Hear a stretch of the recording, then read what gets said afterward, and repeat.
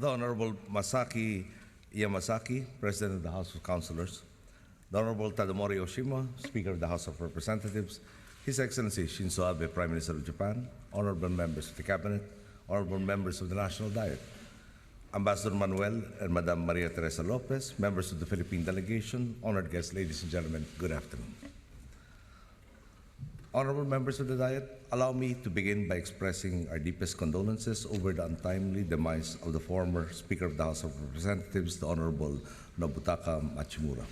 On behalf of the Filipino people, I offer our profound sympathies to your honors, the National Diet of Japan, and the family of this esteemed and revered statesman. Your honors, as I behold the beauty of Japan on my 6th visit as President of the Philippines, I cannot help but recall a story which I feel encapsulates what I most admire about your culture. Perhaps some of you have heard of the Nürburgring, the famous racetrack in Germany. This is where the best drivers get behind the wheel of the fastest, most modern cars in existence, comparing lap times to see which cars are the best. I am told of one comparison in particular. The Porsche 911 Turbo, a European-made car, was pitted against the Japanese Nissan GTR to find out which is the fastest production car in the market. One could say that you went to the home grounds of your competitor with all of its built-in advantages for them, with the end goal of proving your excellence, and prove it you did, with various articles saying that your single-mindedness of approach succeeded in besting the lap times of your erstwhile competitor. This came as a surprise to everyone except perhaps the Japanese. After all, you know of the hard work, creativity, and constant pursuit of excellence that define every Japanese product. It is no wonder then that for the latter half of the 20th century, companies from all over the world lined up to learn of the Japanese method. Many asked what sort of processes allowed such quality and efficiency to blossom. I respectfully submit, Your Honors, that the Japanese method is first and foremost not static. It is founded on the necessity for adaptation and innovation. It incorporates a thirst for knowledge and a passionate desire to achieve positive change. This constant polishing, this constant refinement reflects your quest for perfection in everything that you do. This in turn has allowed your country to collectively overcome the challenges it has had to face in its history. Your Kaizen philosophy of continuous improvement, which your country has been applying in production lines and supply chains, has been applied to the highest echelons of government. Truth be told, this process has been a hallmark of the Japanese spirit for generations. We only need to look back to the opening of Japan during the 19th century, which ushered in the transformation of your society. Up until that time, Japan was way behind in terms of technology. I would say that you did not only start from zero, but from the negative, given the advancements that everyone else had access to at that point. As Japan pursued a collective national effort towards civilization and enlightenment, it was able to transform itself. Feudalism was shed, allowing for the formation of this very Diet. A once cloistered nation began to welcome outside knowledge, and in fact sent its sons far and wide to acquire new insights. Railroads, telegraph systems, and banks rose across your nation.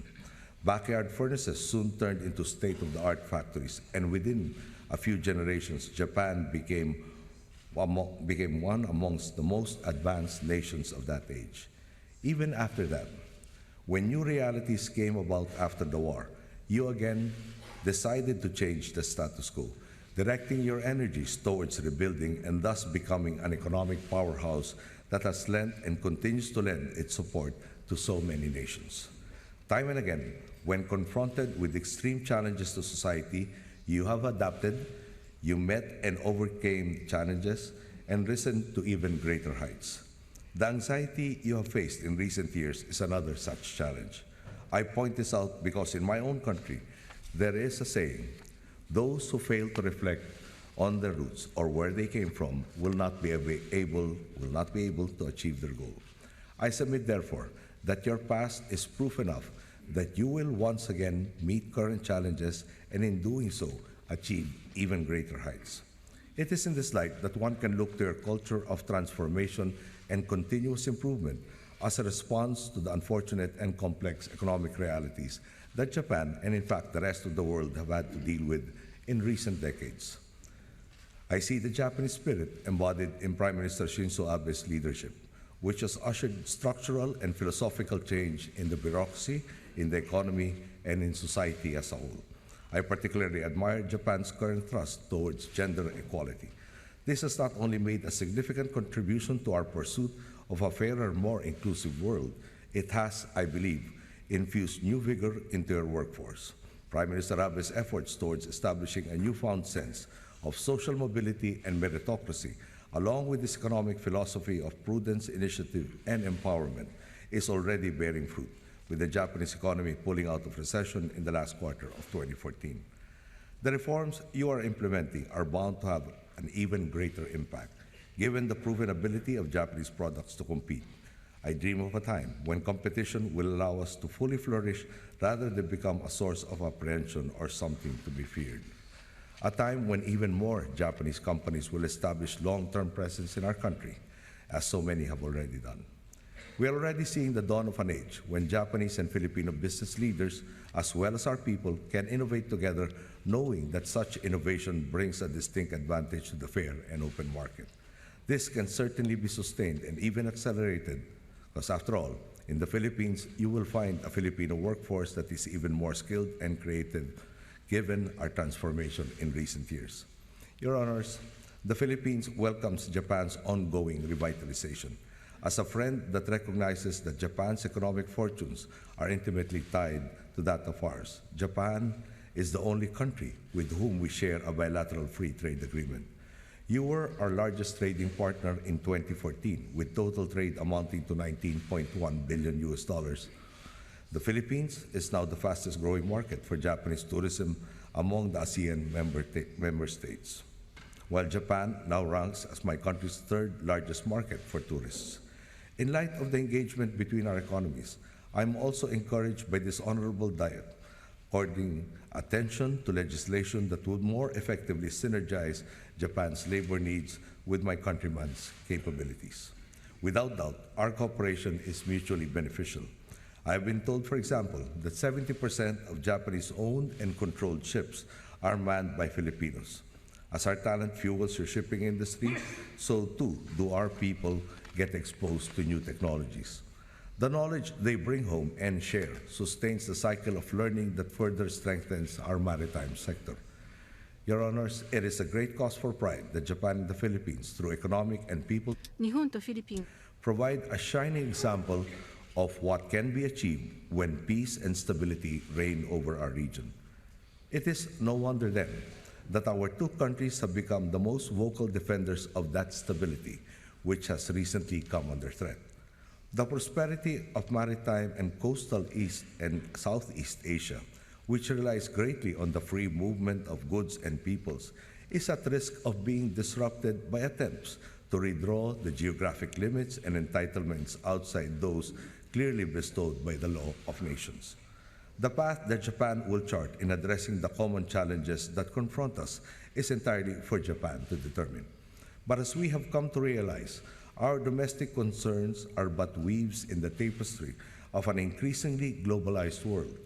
And for this reason, my nation is following with utmost interest and great respect this Honorable Diet's ongoing deliberations, particularly in view of Japan taking a more proactive stance in fulfilling its responsibilities to the international community for the maintenance of peace.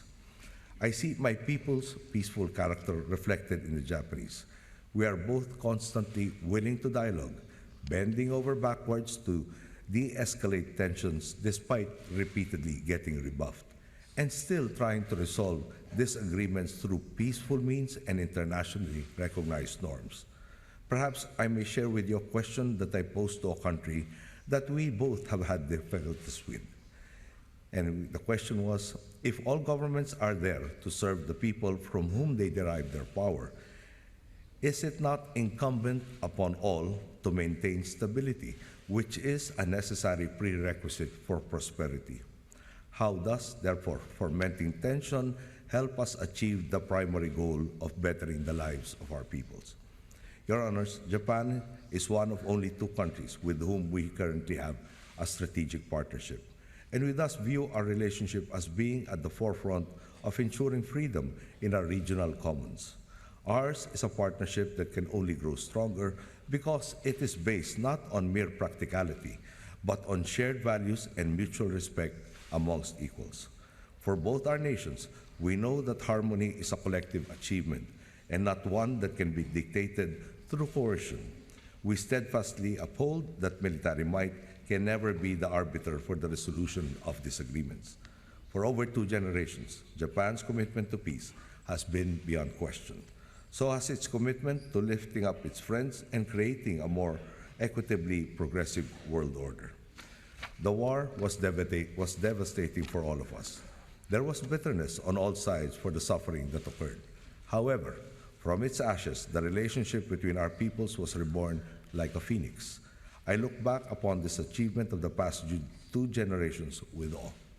For your part, you have gone beyond fulfilling the obligation to heal the wounds of the past and acted with truly altruistic intentions. You rebuilt not only yourselves, but those of us who would have been left further behind had it not been for your unselfishness. Despite times of uneven governance in my country, when you had to deal with less than desirable individuals, you kept on giving.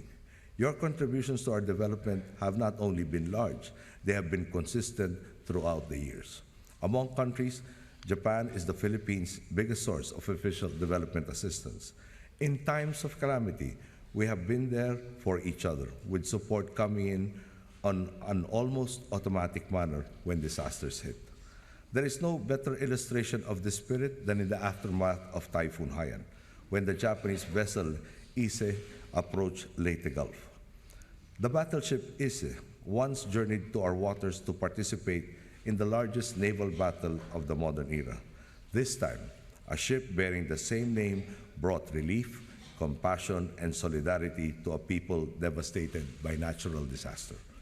Whether in Leyte or in Ishinomaki, which I visited on behalf of my people to extend our own modest expression of solidarity. After the great earthquake and tsunami of 2011, one can see how tragedy brings to the fore the common humanity that binds us all.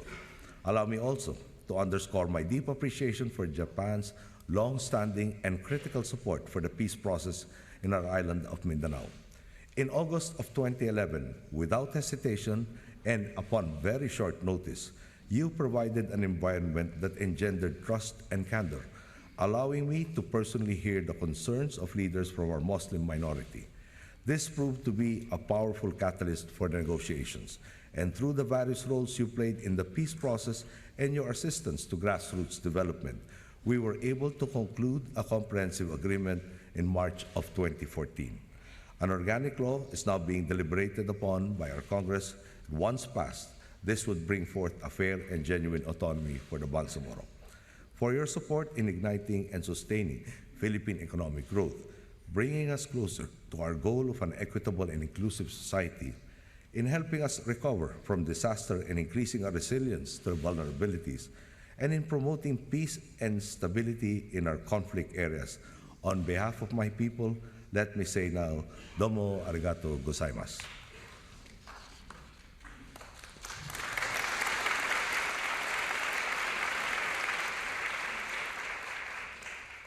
Your Honors, like the Japanese people, we Filipinos place great value in long-term friendships. Indeed, our relations have been described as a friendship of two suns. I am confident that as we deepen our engagement, our combined light will shine even more brightly upon our peoples and our region. Allow me to close with a personal recollection.